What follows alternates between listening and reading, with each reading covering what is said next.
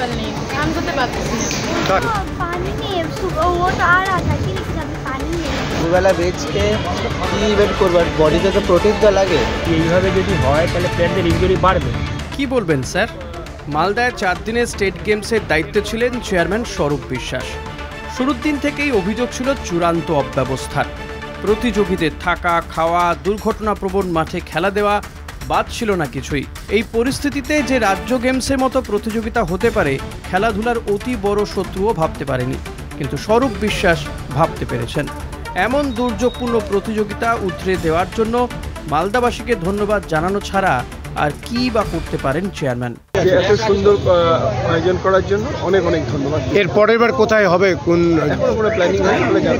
প্রতিযোগীরা বাথরুমের পাশে থাকলেও স্টেট গেমসে কর্তা ব্যক্তি ও অতিথিদের থাকার জন্য প্রায় 20 লক্ষ টাকা বরাদ্দ হয়ে গিয়েছিল প্রতিযোগিতা শুরুর আগেই। অ্যাথলেটরা ডাল ভাত খেলেও ঘুমে ব্যাঘাত ঘটেনি কর্তাদের। টিম ম্যানেজারদের অনেকে নিজেদের উদ্যোগে খেলোয়াড়দের থাকার ব্যবস্থা করেছে। যেমন অব্যবস্থার কথা শুনে বাংলা থেকে অংশগ্রহণকারী ফুটবল দলের জন্য অন্তত টিফিনের ব্যবস্থা করে দিয়েছিলেন আইএফএ সচিব অনির্বাণ দত্ত। দুগ্গা দুগ্গা বলে প্রতিযোগিতা উতরে গেলেও কিছু কি শিখলেন আয়োজকরা, নাকি দেখেও না দেখার ভান করে থাকলেন? বিওএ কর্তাদের কেউ কেউ অবশ্য শিক্ষায় বিশ্বাসী।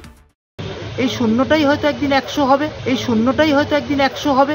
ক্রিকেট ফুটবলের রূপলী জগতে স্টেট গেমসের বেহাল দশা দেখে কেউ কি হকি, সাঁতার, ভারোত্তোলন, ভলিবল, বাস্কেটবল, জিমন্যাস্ট হওয়ার জন্য নিজের সন্তানদের উৎসাহিত করবেন? হয়তো নয়।